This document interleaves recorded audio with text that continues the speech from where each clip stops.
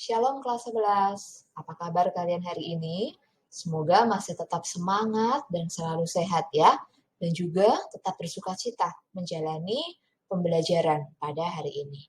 Namun sebelumnya, mari pagi ini Miss Elis mengajak kita semua untuk kita merenungkan kebenaran firman Tuhan dan biarlah itu semua menjadi bekal untuk kita melangkah sepanjang hari ini.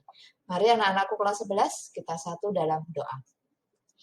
Bapa di dalam surga, kami sungguh bersyukur Tuhan untuk hari baru yang Kau berikan pada kami dan penyertaan Tuhan yang begitu sempurna dalam hidup kami. Sampai detik ini kami masih bisa merasakan nafas kehidupan dan juga kesehatan. Itu semua karena kasih karunia Tuhan. Dan saat ini ya Bapa, siapkanlah hati kami untuk mendengarkan firman-Mu dan biarlah kebenaran sabda-Mu ya Tuhan akan menjadi rema dalam hidup kami, sehingga akan mengarahkan pikiran, perkataan, bahkan perbuatan kami hari lepas hari. Bimbinglah kami ya Tuhan dengan Roh Kudus-Mu, dan kami siap mendengarkan firman-Mu. Di dalam nama Tuhan Yesus kami sudah berdoa. Amin. Nah, anak-anakku kelas 11, kita hari ini akan melanjutkan renungan pagi kita yang diambil dari buku Every Good Endeavor, yang sebelumnya beberapa hari yang lalu juga kalian sudah ikuti ya. Nah, hari ini kita akan membahas ya, kita belajar bersama-sama tentang pekerjaan sebagai sebuah pelayanan. Anak-anakku, sebelumnya kita sudah melihat ya di dalam kitab Kejadian tentang desain sebuah pekerjaan yang Allah siapkan untuk manusia. Kemudian kita juga sudah belajar martabat pekerjaan dan juga pola kerja, ya, pola pekerjaan. Nah, saat ini di dalam perjanjian baru, terutama dalam tulisan-tulisannya Paulus ini ya, Rasul Paulus, kita akan memperoleh banyak wawasan, pengetahuan lagi tentang bagaimana Allah menyediakan tujuan bagi setiap pekerjaan kita dengan memanggil kita untuk melayani Dia. Nah, kita hari ini akan melihat ya bagaimana setiap pekerjaan itu menjadi sebuah pelayanan. Bagaimana ketika kita nanti bekerja, tapi sekaligus juga sedang melakukan pelayanan kepada Tuhan. Mari sekarang kita melihat ya, satu istilah di dalam Alkitab yang sering kita jumpai di dalam Alkitab yang namanya calling atau panggilan. Ya, di dalam bahasa Yunani ini diterjemahkan sebagai kaleo yang artinya memanggil. Nah, artinya apa di situ ya? Artinya di situ adalah panggilan Allah ya. Allah memanggil semua lelaki dan perempuan ke dalam iman yang menyelamatkan. Ada di dalam Roma 8 ayat 30 ya, yang berbunyi demikian. Roma 8 ayat 30. Dan mereka yang ditentukannya dari semula, mereka itu juga dipanggilnya, dan mereka yang dipanggilnya, mereka itu juga dibenarkannya. Dan mereka yang dibenarkannya, mereka itu juga dimuliakannya. Ya, jadi yang memang orang-orang laki dan perempuan yang dipanggil, yang akan memiliki iman yang menyelamatkan itu, ya. Dan juga yang dipanggil Allah di dalam kesatuan dengan putranya Tuhan Yesus Kristus gitu ya. Ini ada dijelaskan di bagian 1 Korintus 1 ayat 9 yang berbunyi seperti ini. Allah yang memanggil kamu kepada persekutuan dengan anaknya Yesus Kristus Tuhan kita adalah setia. Sekali lagi bicara tentang panggilan ya, berkaitan dengan iman yang menyelamatkan dan juga kesatuan dengan putranya, anaknya ya, Yesus Kristus, Tuhan kita yang adalah setia. Dan poin berikutnya adalah panggilan ini adalah panggilan untuk melayani Tuhan dan dunia.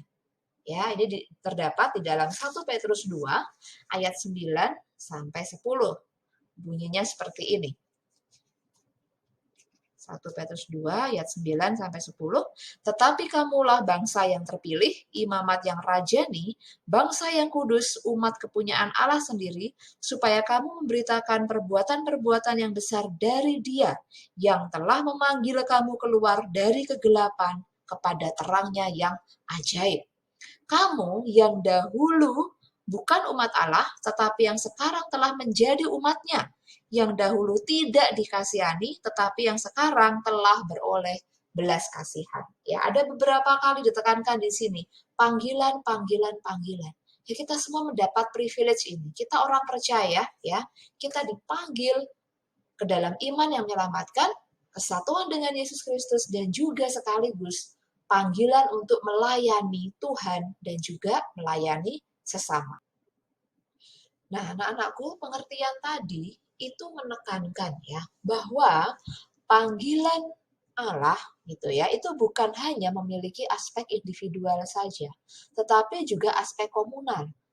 Ya, tidak hanya relasi individual manusia dengan Allah, tetapi juga relasi manusia dengan sesamanya. Ya. Dan kemudian diperjelas lagi oleh Rasul Paulus dalam 1 Korintus 7 ayat 17 yang berbunyi demikian, selanjutnya hendaklah tiap-tiap orang tetap hidup seperti yang telah ditentukan Tuhan baginya dan dalam keadaan waktu ia dipanggil Allah. Jadi ketika seseorang melakukan pekerjaan, ya kita semua melakukan pekerjaan-pekerjaan kita, tanggung jawab kita.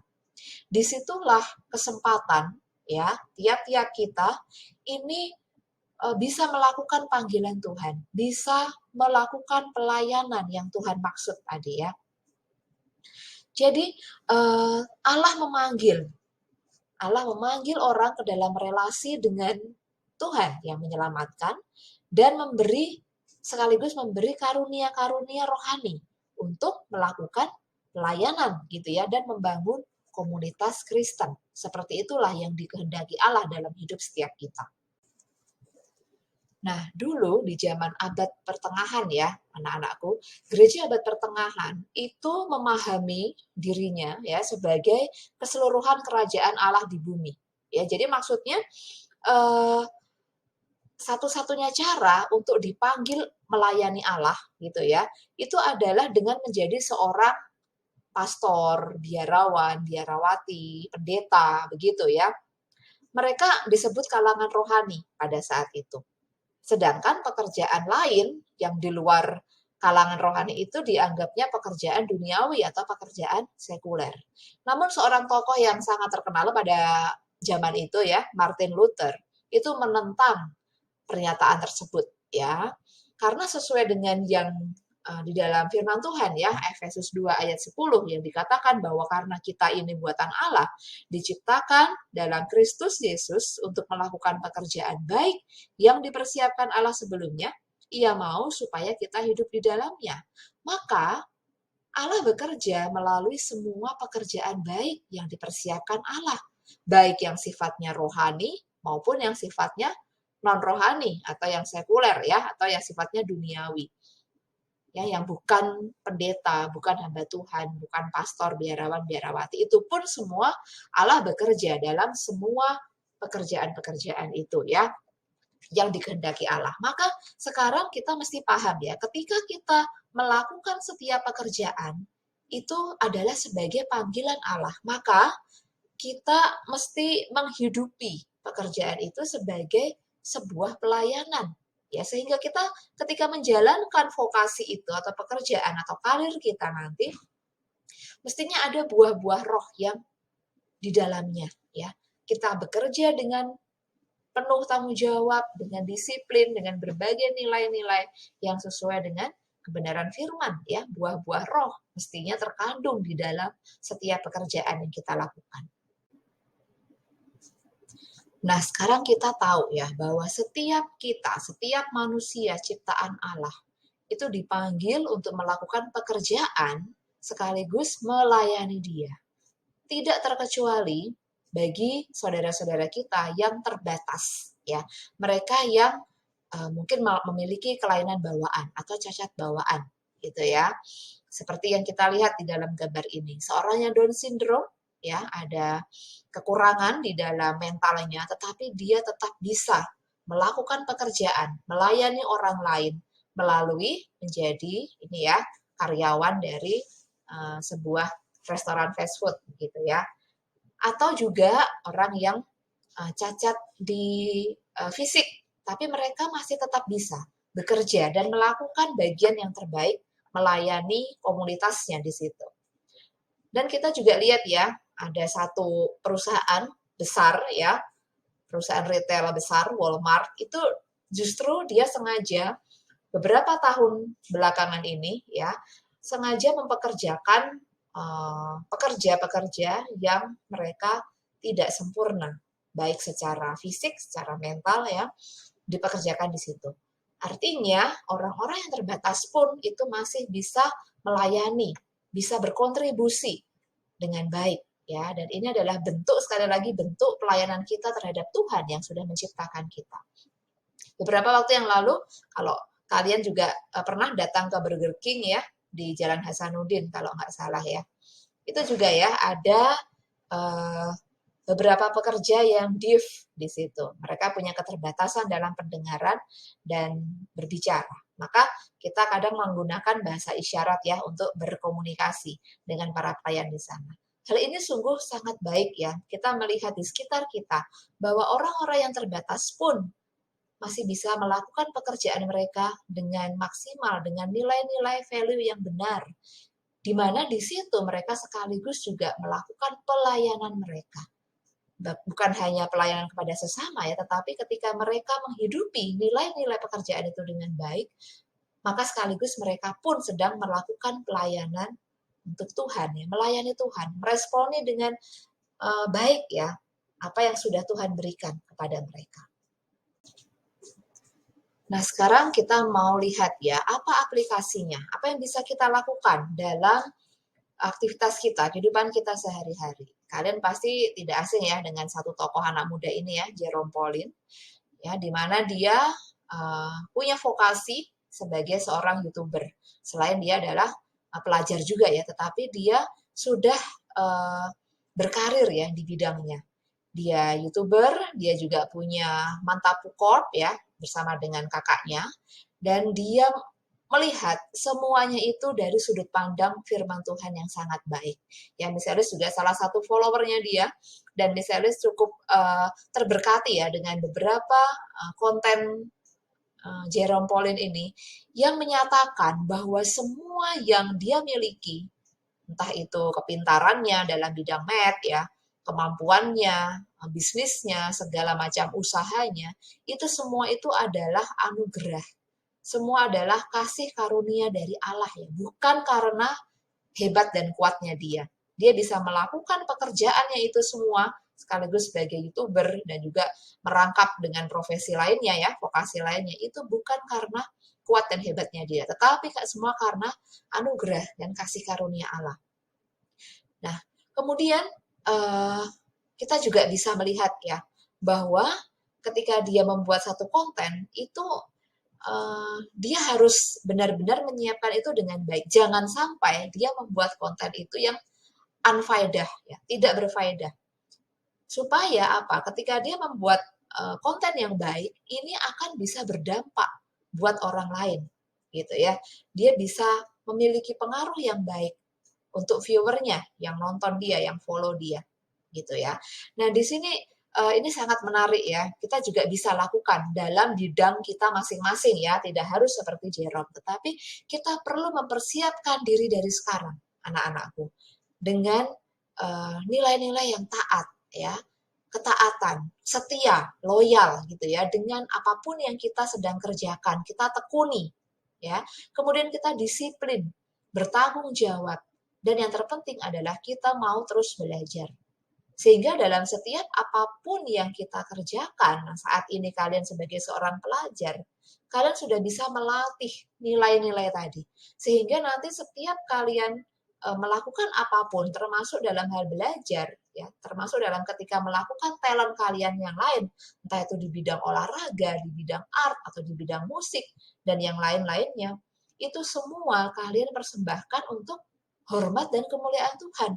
Karena kalian tahu basicnya dengan jelas ya, bahwa aku diciptakan, dipersiapkan untuk melakukan pekerjaan yang baik.